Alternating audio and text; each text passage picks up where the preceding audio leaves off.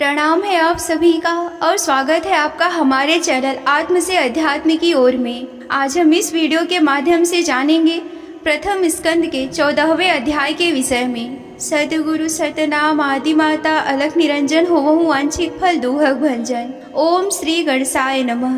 अथ चतुर्दशो अध्याय। शीर्षक अपशगुन देखकर महाराज युधिष्ठिर का शंका करना और अर्जुन का द्वारका से लौटना। आइए अब कथा का आरंभ करते हैं। सूत जी कहते हैं, स्वजनों से मिलने और पुरुष लोग भगवान श्री कृष्ण अब क्या करना चाहते हैं, यह जानने के लिए अर्जुन द्वारका गए हुए थे। कई महीने बीत जाने पर भी अर्जुन वहां से लौटकर नहीं आए। धर्मराज युधिष्ठिर को बड़े भयंकर अपशगुन दिखने लगे। उन्होंने देखा कि काल की गति बड़ी विकट हो गई है। जिस समय जो ऋतु होनी चाहिए वह उस समय पर नहीं होती और उनकी क्रियाएं भी उल्टी हो रही हैं। लोग बड़े क्रोधी, लोभी और असत्य परायण हो गए हैं। अपने जीवन निर्वाह के लिए लोग पापपूर्ण व्यापार करने लगे हैं। सारा व्यवहार कपट से भरा हुआ होता है, यहाँ तक कि मित्रता में भी छल मिला रहता है। पिता माता, सगे संबंधी, भाई और पति पत्नी में भी झगड़ा और टंटा लगा रहता है। कली काल के आ जाने से लोगों का स्वभाव लोभ, दंभ आदि अधर्म से अभिभूत हो गया है और प्रकृति में भी अत्यंत अरिष्ट सूचक अपशगुन होने लगे हैं। यह सब देखकर युधिष्ठिर ने अपने छोटे भाई भीमसेन से कहा। युधिष्ठिर ने कहा कि भीमसेन, अर्जुन को हमने द्वारका इसलिए भेजा था कि वहां जाकर पुण्य श्लोक भगवान श्री कृष्ण क्या कर रहे हैं इसका पता लगाए और संबंधियों से मिल भी आए। तब से 7 महीने बीत गए किंतु तुम्हारे छोटे भाई अब तक लौटकर नहीं आए। मैं ठीक समझ नहीं पाता हूँ कि उनके ना आने का क्या कारण है। कहीं देवर्षि नारद के द्वारा बतलाया हुआ वह समय तो नहीं आ पहुंचा कि जिसमें भगवान श्री कृष्ण अपने लीला परिग्रह का संवरण करना चाहते हैं। उन्हीं भगवान की कृपा से हमें यह संपत्ति, राज्य, स्त्री, प्राण, कुल, संतान, सत्यों पर विजय और स्वर्ग आदि लोकों का अधिकार प्राप्त करना हुआ है। भीमसेन, तुम तो मनुष्यों में ब्राह्म के समान बलवान हो। देखो तो सही, आकाश में उल्कापात, भूकंप आदि, शरीर में रोग आदि कितने भयंकर अपशगुन हो रहे हैं। इनसे इस बात की सूचना मिलती है कि शीघ्र ही हमारी बुद्धि को मुंह में डालने वाला कोई उत्पात होने वाला है। प्यारे भीमसेन, मेरी बाईं जांघ और आंख और भुजाएं बार बार फड़क रही हैं। हृदय जोर से धड़क रहा है। अवश्य बहुत जल्दी कोई अनिष्ट होने वाला है। देखो, यह सियारनी उदय होते ही सूर्य की ओर मुंह करके रो रही है। अरे, उसके मुंह में तो आग भी निकल रही है। यह कुत्ता बिल्कुल निर्भय सा होकर मेरी ओर देखकर चिल्ला रहा है। भीमसेन, गौ आदि अच्छे पशु भी मुझे अपने बाएं करते जाते और गधे बुरे पशु भी मुझे अपने दाहिने करते जा रहे हैं। मेरे घोड़े आदि वाहन मुझे रोते हुए दिखाई देते हैं। यह मृत्यु का दूत पेड़ुकी, उल्लू और उसका प्रतिपक्षी कौवा रात को अपने कड़ कठोर शब्दों से मेरे मन को कपाते हुए विश्व को सूना कर देना चाहते हैं। दिशाएं धुंधली सी हो गई हैं। सूर्य और चंद्रमा के चारों ओर बार बार मंडल बैठते हैं। यह पृथ्वी पहाड़ों के समान कांप उठती है। बादल जोर जोर से गरजते हैं और जहाँ तहाँ बिजली भी गिरती रहती है। शरीर को छेदने वाली एवं धूली वर्षा से अंधकार फैलाने वाली आंधी चलने लगी है। बादल बड़ा डरावना दृश्य उपस्थित करके सब ओर खून बरसाते हैं। देखो, सूर्य की प्रभा मंद पड़ गई है। आकाश में ग्रह परस्पर टकराया करते हैं। भूतों की घनी भीड़ में पृथ्वी और अंतरिक्ष में आग सी लग गई है। नदी, नद, तालाब और लोगों के मन क्षुब्ध हो रहे हैं। घी से आग नहीं जलती, यह भयंकर काल न जाने क्या करेगा। बछड़े दूध नहीं पी पाते, गौवें दुहेने ही नहीं देती। गौशाला में गौवें आंसू बहा बहा कर रो रही हैं। बैल भी उदास हो रहे हैं। देवताओं की मूर्तियां रोसी ही रही है।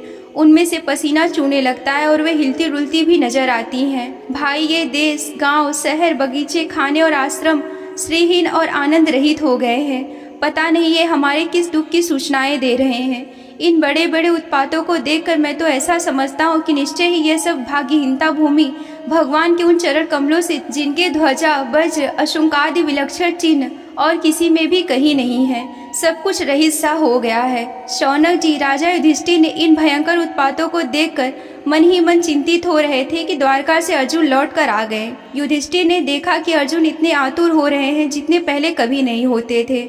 उनका मुंह लटका हुआ और कमल सरीखे नेत्रों में अश्रु बह रहे थे और उनके शरीर में बिल्कुल भी कांति नहीं थी। उनको इस रूप में अपने चरणों में पड़ा देखकर युधिष्ठिर घबरा गए। देवर्षि नारद की बातें याद करके उन्होंने सुहृदय के सामने ही अर्जुन से पूछा। युधिष्ठिर ने कहा कि भाई, द्वारकापुरी में हमारे स्वजन संबंधी मधु, भोज, दशार आर्य, सात्वक और अंधक और वृष्टिवंशी यादव कुल से तो है ना। हमारे माननीय नाना सूरसेन जी प्रसन्न हैं। अपने छोटे भाई मामा वसुदेव जी तो कुशल पूर्वक है ना।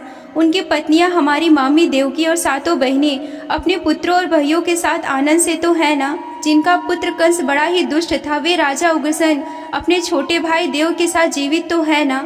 हृदय और उनके पुत्र कुतवर्मा, अक्रूर, जयवंत, गद, सारण तथा शत्रुजित आदि यादव वीर सभी कुशल से तो है ना। यादवों के प्रभु बलराम जी तो आनंद से है ना।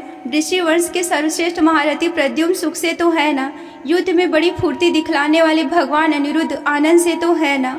सुशेर, चारुदृष्ट, जामवती, नंदन, सांब और अपने पुत्रों सहित ऋषभ आदि भगवान श्री कृष्ण के अन्य सभी पुत्र प्रसन्न तो है ना। भगवान श्री कृष्ण के सेवक श्रुतदेव, उद्धव आदि और दूसरे सुनंदन, नंद आदि प्रधान यदुवंशु जो भगवान श्री कृष्ण के बलराम के बाहुबल से सुरक्षित हैं, वे सबके सब कुशल है ना। हमसे अत्यंत प्रेम करने वाले वो लोग हमारी कुशल मंगल भी पूछते हैं ना। भक्त वत्सल ब्राह्मण भक्त भगवान श्री कृष्ण अपने स्वजनों के साथ द्वारके की सुधर्मा सभा में सुरपूर्वक विराजते हैं ना। वे आदि पुरुष बलराम जी के संसार के साथ परम मंगल, परम कल्याण, उन्नति के लिए यदुवंश रूप क्षीर सागर में विराजमान हैं। उन्हीं के बाहुबल से सुरक्षित द्वारिकापुरी में यदुवंशी लोग सारे संसार के द्वारा सम्मानित होकर बड़े आनंद से विष्णु भगवान के पारदर्शों के समान विहार कर रहे हैं। सत्यभामा आदि 16,000 रानियां प्रधान रूप से उनके चरण कमलों की सेवा में रत रहकर उनके द्वारा युद्ध में इंद्रा आदि देवताओं को भी हराकर इंद्राणी के भोग योग्य तथा उन्हीं के अभिष्ट पारिजाति आदि वस्तुओं का उपभोग करती हैं।